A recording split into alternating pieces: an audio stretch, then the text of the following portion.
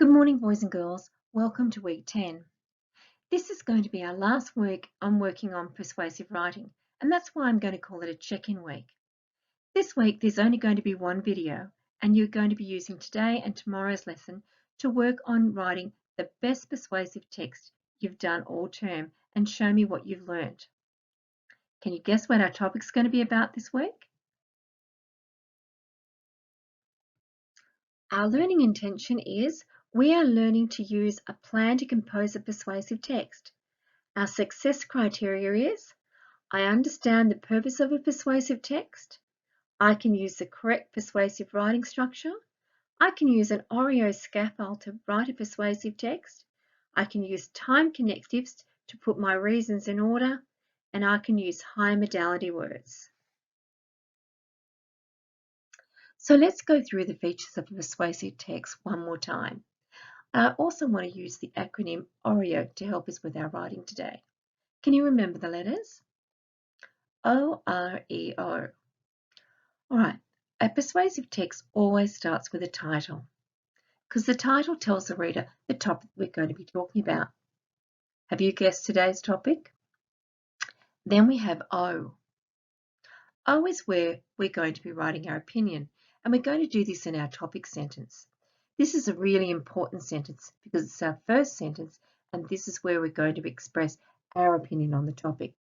This is a really good place to start using some of those high modality words. Then, because we want to persuade, we've got to give the reader some reasons and examples. So our reasons explain in detail our opinion on the topic, and then to back it up, we've got to give some examples to support the opinion. Once we've written our reasons and examples, then we're going to finish with our concluding statement. This is where we're going to express our opinion one more time. Now remember, the more reasons and examples you can give, the more persuasive your writing is going to be. So a good way of doing it is giving the reader at least 3 reasons and examples. So have you guessed? We are talking about zoo animals this week, and our topic is, should animals be kept in the zoo? So what's your opinion? Do you think animals should be kept in the zoo? In week 8, you had a daily zoo experience where you got to learn about different animals kept in the zoo. Did you enjoy seeing the animals? I'd like you to just watch this video about Taronga Zoo, and maybe that will help you make up your mind either way, whether animals should or should not be kept in the zoo. Once again, you can see I've got the YouTube address that you can click, you can type in, or you can see the links in our learning timetable for week 10 or in our week 10 writing folder. So have you made up your mind yet? If not, this information sheet might help you. Here I've got some reasons for and against why animals should or should not be kept in the zoo. So let's read our reasons for. Number 1, zoos provide a safe place for animals that are being hunted. Unfortunately, in the wilds, animals are still being hunted for their skins, their fur, their tusks. Some animals are just hunted down as a form of sport. Zoos also provide breeding programs for animals that may soon become extinct or endangered. Zoos play an important role in educating people about animals. They teach us about animals from all over the world and the importance of protecting their natural habitat. Seeing an animal in real life is far more memorable than just seeing it in a book or videos and pictures on the internet. Zoos have research programs to help overcome the diseases that are killing animals in the wild. And finally, a trip to the zoo is an enjoyable way to spend time together with your family. Now, you may not agree that animals should be kept in the zoo, so you might agree with some of these reasons.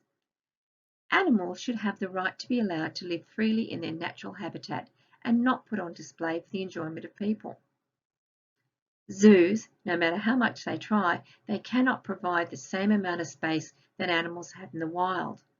And this can cause problems for those species who roam large distances in their natural habitat, such as lions, tigers, and elephants. Taking animals from their homes means that there's less animals in the wild for breeding. Zoos can have a negative effects on the animal's emotional health. Animals can become lonely, bored and depressed. And finally, some animals do not live as long in zoos as they would in their natural habitat. Now you can use some of these reasons, but remember, if you're writing some of these reasons, you've got to come up with an example to back it up. Once again, I've also given you an example of my planning sheets of why they should or should not be. Notice that there are no sentences. This is not my information report. These are just words that I think I can use when I'm writing my information report. For example, if I was going to be saying they should be kept, I've got definitely, I believe, safe place. I've got my time connectives, firstly, secondly, finally. Then I've got, seeing animals in real life, research to prevent animals, prevent from extinction, endangered, breeding programs, education, teach people. All of these words I can put into sentences to make my reasons and my examples. And I also have some similar things on why they should not be kept. Now, once again, you can read through this and you may use some of these words to help you with when you're doing your planning sheet. In your writing folder, boys and girls, you'll see that I've also included a copy of this word map. Remember, this is going to give you lots of ideas for sentence beginning and keywords to put in your planning sheet and your information report. Your introductions, you've got some really good sentence beginnings that you can use for your topic sentences or for your reasons and examples. Then you've got making a point. This is where you're going to be using those time connectives. You may use firstly, secondly, thirdly, or you might choose to use some of the others. Then on your endings, here you've got some sentence beginnings, particularly for your concluding statements. And I've got other keywords that you can use. All right, today this is where we're going to stop. Today you're going to show me how you can create a really well thought out planning sheet. Because the better your planning sheet is, the better your persuasive text is going to be.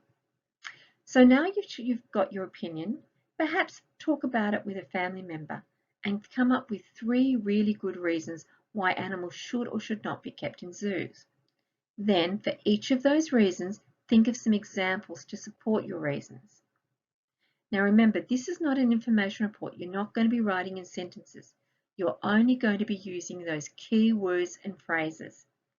Now, to help you, you can use some of my planning sheets. You might take some of the keywords and phrases I've got on that. Use the word map. Remember that had really good phrases for beginning of sentences for your topic sentences and particularly your concluding sentences. With your time connectives, you can use firstly, secondly, or finally, or thirdly, but you may want to use different time connectives to join your reasons and opinions.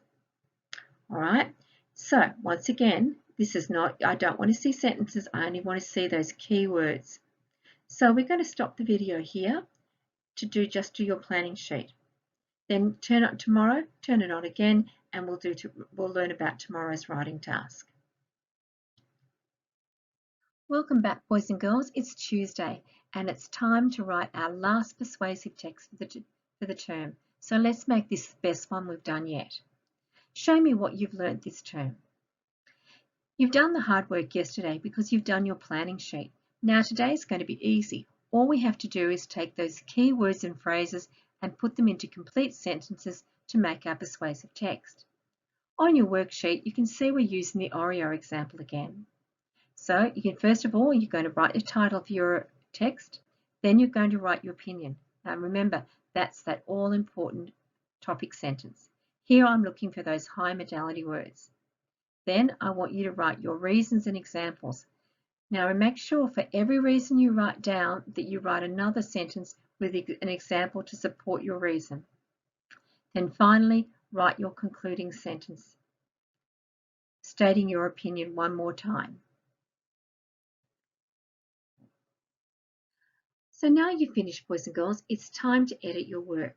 This is where my 5-tick checklist comes in really handy. Check. Does all your sentences start with a capital letter? Did you finish them with a full stop? Did you leave finger spaces between your words and write on the lines? Now check your spelling. Now normally I'd ask you to ask someone, but because I want to see what you can do, see if you can edit the word. Or if you're not sure, just circle it, that's fine. And lastly, do your sentences make sense? Read it to yourself. Have you left any words out?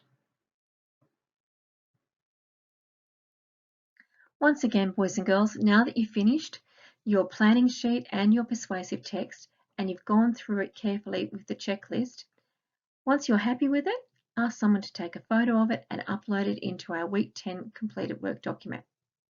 Well, I hope you've enjoyed learning about persuasive writing this term. I can't wait to see this final text because I'm sure it's going to be your best.